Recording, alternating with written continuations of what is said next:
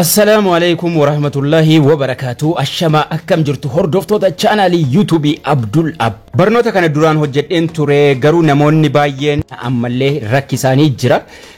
Linkii YouTube yeroo Facebook jala keenye gara website adda addaa nu geessa. Haala kamiin sirreessuu dandeenya yookaan immoo haala kamiin linkii YouTube Facebook jala sirriitti kaa'uu dandeenya.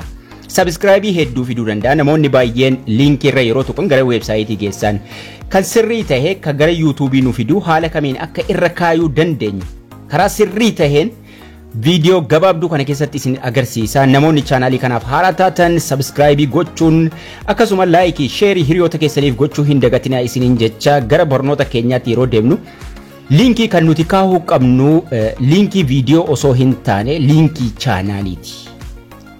Gara channelii keessanii deemtanii kan isin linkii fudhachuu qabdan ka channelii ti malee ka video tokko miti jechuudha. Linkii video tokko jala kaa'u namoonni baay'een dogoggorri jarri uumaa jiran asirratti. Mee gara Facebook app waliin deemnee waliin haa ilaallu. Baay'ee salphaadha steppiin isaa. Facebook keessan Facebook app Facebook irra seentu. Facebook app hundi keessanuu bilbila irraa ni qabnu. Namoonni baay'een follow gurguddaa qabu yoo achi jala subscribe'inis hedduutu achirraa dhufu mala. Kanaafu linkii YouTube keessanii sirriitti achirra kaa'uu qabdu jechuudha. Profiiliin keessan bakka kana yookaan immoo kaasii kana fayyadamuu dandeessu. Profiilii keessan kanarra tuqattu. Profiilii keessan irra yeroo tuqxan gara page keessanii yookaan immoo gara fuula Facebook keessanii isin geessaa jechuudha.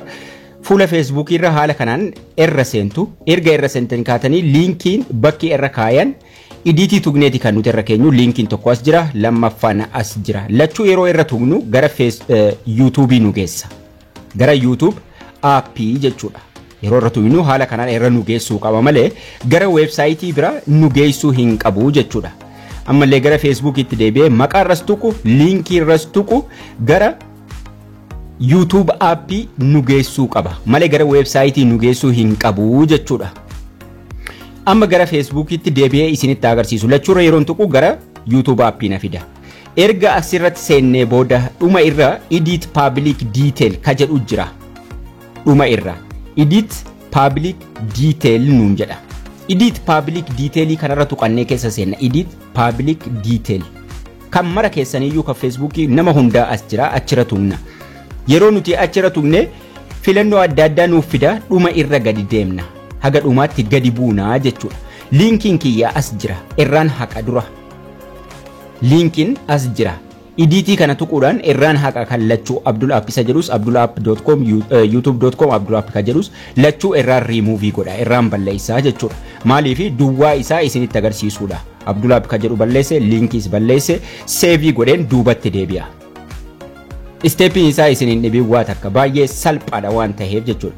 Jalqaba akkanatti irra seennaa jechuudha. Duwwaadha hin jiru. Edit public detail ka jedhu tuqanna amma. Tokkoffa. Edit public detail kana tuqxu. Erga kana tuqxanii booda dhuma irratti gadi buutu lammaffaa. Haga dhumaatti gadi buuna links jedhee jira add ka jedhu ka fuula dura isaa jiru tuqna add jedhee jira. Links ka jedhu fuula dura add tuqna jechuudha. Add irra tuqanna. Add jettee jirti. Yeroo achira tuqne waa lama nuu fida. Add social linkiif add website. Add social link ka jedhu irra tuqanna. Dogoggora hin uumina ammallee asitti add social linki tuqna. Ammallee platform jedhee jira achira tuqne YouTube filanna osoo waa takka hin barreessin. Platform irra tuqna linki social media adda addaa nuu fida. YouTube filanna. YouTube filanna jechuudha asitti. YouTube erga filannee booda bakka username jedhu kanatti maqaa YouTube keenya qubee sirrii taheen irratti katabanna. Walirraa siqsinee akkuma maqaa YouTube keenyaa sanitti irratti katabanna jechuudha. Sanaan booda erga kana katabnee booda inni lammaffaa add website ka jedhu kanarra tuqanna. Add website irra tuqna. Add website ka jedhu kanarra jechuudha. Add website irra erga tuqnee booda gidduu tuqnee baanee gara YouTube keenyaatti deemna. YouTube keessan home irra profiilii keessan irra tuqxanii your channel ka jedhu irra tuqxu gara channelii keessanii deemtu jechuudha. Sanaan booda asitti dogoggorri guddaa kan isin uumaa jirtan tuqaa sadan gubbaa jiru kana tuqnee share ka jedhu kana tuqan. Share tuqnee liinkii chaanaalii keenya koopii godhannaa jechuudha. Liinkii chaanaalii keenya kan nuti koopii goonu tuqaa sadan gubbaa jiru tuqneeti.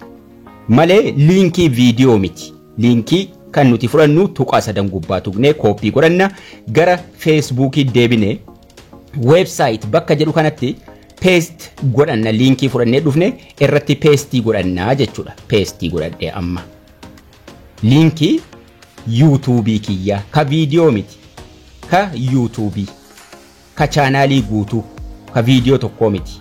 Abdul App achitti seenee jira, liinkiin jala seenee jira, liinkii YouTube chaanaalii kiyya jechuudha. Ka chaanaalii guutuu ka viidiyoo mara bakka takkatti qabee jiru. Sana erga galchinee booda save ka jedhu gubbaa jira, save godhanna jechuudha. Amma xumurree jirra. Save tuqanna. Save tuqannee duubatti deebinaa jechuudha. Namoonni baay'een bakka liinkii jedhutti kan isin galchitan ka viidiyoo tokkichaati. Ka viidiyoo tokkichaa osoo hin taane ka chaanaalii guutuuti kan nuti liinkii galfachuu qabnu. Nuu seenee jira amma. Saatii barbaannee idiitii tuqnee idiitii goona. Amma duubatti deebi'ee irra tuqee isin agarsiisu. Sorry. Amma duubatti deebi'ee Abdul App ka jedhu dhufeera, liinkiinis dhufeera. Abdul App irra yeroon tuqu eessa nageessa? Gara YouTube straight nageessa jechuudha. Gara websaayitii nangeessu. Maqaan kiyya sirriidha. Liinkiin kiyya sirriidha. Liinkii irras yeroon tuqu Chrome filadheedha. Hin filattu rakkinaan qabu. Garuu gara kan inni isin geessu gara YouTube appiiti. Application YouTube bakka namni irra subscribe gochuu dandayu nu geessaa jechuudha. Haala salphaa ta'een liinkii fi maqaa YouTube keessanii haala kanaan kan isin fiddanii as jala kaayyattan. Facebookiin kiyya Abdul App jedha. Hundi keessanuu sarchii gootanii osoo follow gootanii baay'ee bareeda. Achiinis na qunnamuu dandeessu. Peejiin kiyyas Abdul App jedha. Profaayiliin isaa adda addaa garuu Abdul App jedha lachuu. Haala kanaan salphaatti gara social media irraa na argachuu dandeessu. Warroonni gaaffii qabdan yookaan gargaarsa YouTube irratti barbaaddan jechuudha. Facebookii gara ka Abdul App jedhus ka pages ka Facebookis Abdul App jedha lachuu. Profaayiliin isaa xiqqoo garagara malee Abdul App jedha lachuu. Asirratti sarchii gootanii aad na gochuu dandeessu. Namoonni chaanaalii kanaaf haaraa taatanis subscribe gochuu hin dagatinaa. Hiriyoota keessanii share gochuu hin dagatinaa. Haala salphaa ta'een haala kanaan kan isin liinkii YouTube keessanii Facebookii jalatti hidhachuu dandeessan. Barnoonni keenya har'aas kana fakkaataa akkasiin irraa barattan abdii guddaan qaba. Haga barnoota kutaa ittaanu walitti deebinutti turtii gaarii nagayaan tura.